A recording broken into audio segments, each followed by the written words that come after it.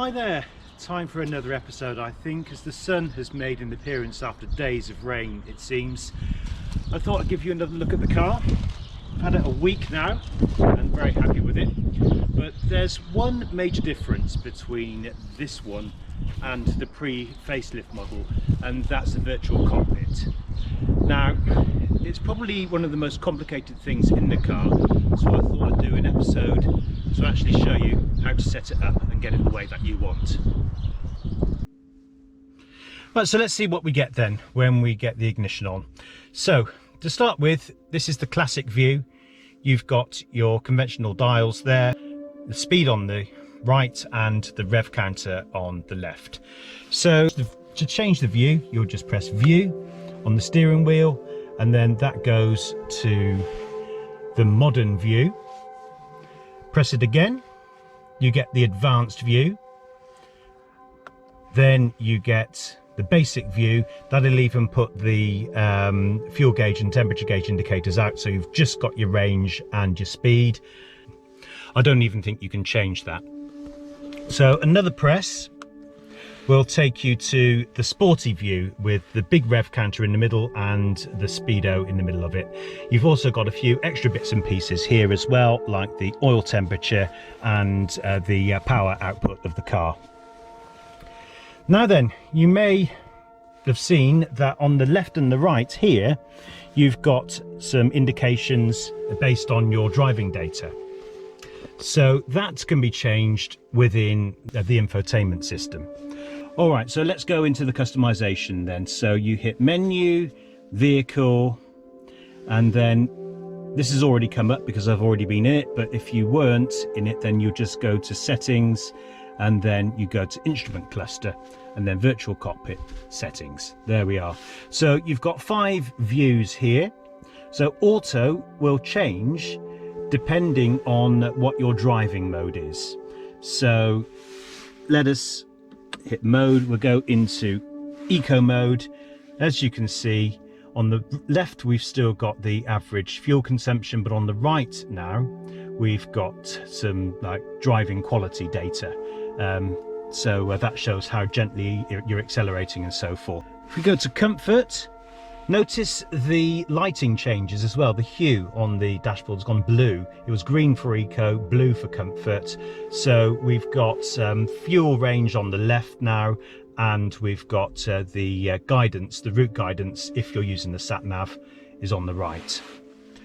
So another press, we go to normal, that'll give a grey hue on the dials, and then we've got your average MPG on the left, and then we've got the range on the right. And sport, we'll change it to the driving quality on the left and the travelling time since the start on the right. Now you can change all of these by going to view 1, view 2 and view 3. We'll go through those in just a second, but let's have a look at classic. So the classic view on the classic screen will give you your gear on the left and your speed on the right, and then in the other modes it will give you the MPG for that journey on the left and the range for your fuel on the right. Now view 1, this is where it starts getting a bit fun, because you can customize all of these. 1, 2 and 3 are your own. Right, so first of all then, let's show you how you can actually change these. So to switch from auto, which I've got at the moment, you don't have to go through here. You can just hold down the view button on the steering wheel and then scroll down using the scroll wheel here depending on what you want. So I want view 1. Right, so let's customize view 1 then, shall we?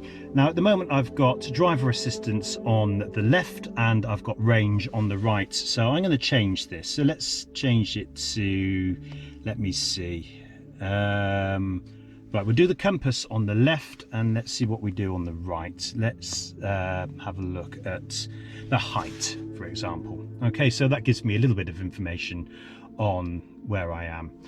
So that looks quite good, shows that I'm facing northeast and that I'm at 193 feet above sea level. To save it, you just hold this down for a few seconds. There we go, and that's it. So now if I go from view 2 to view 1, it's saved. Likewise, by pressing the view button, I can switch from auto and back to view 1, and it's all nicely saved. So you've got 3 of these views which you can customize yourself. Let's just do another one for luck. I just want to swap these around, distance and traveling time. There we go. So let us do the same thing. Hold down view on the steering wheel again, just make sure it works. So that's going to my first customized view, and then we've got the distance and we've got the time. So that has all worked nicely, and this will stay now regardless of what driving mode that you're in. So I'll put it back to normal, but we still got the timers and everything on here. Now the only other thing that we can talk about is the bit in the middle. So the bit in the middle is exactly the same as you'll get on the Maxi Dot on any other VAG group car, and to move that around you literally just use the thumb wheel here to change it to what you want. So I want to get the oil temperature in the middle, so there we go. You just give it a press and then it'll show up in the middle. Personally, I think I will always keep it with the overview because it gives you a good summary of your journey. Now at the moment this is set to since start. You can change it quite easily to something else. So if you want to change from since start of your journey to something else, you can just press this and it'll cycle between long term and since refueling.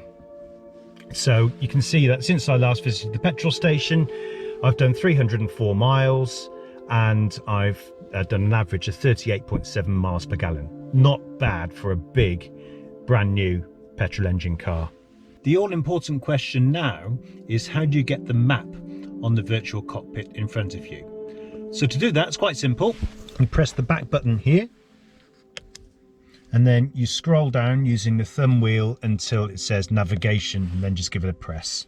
There we go. So that will give you the view of the map on all of your screens which support it. So it won't show it on the sport one, it does show it on the classic, and it shows it on the modern look, and it shows it on the advanced screen as well. And you can zoom in and out of the map by rolling the thumb wheel either way. So there we go. So that's pretty much all there is to it when it comes to the virtual cockpit. So hopefully that's helped explain how it works. Obviously, if you have any comments, then let me know. Any questions, then I'm happy to answer them.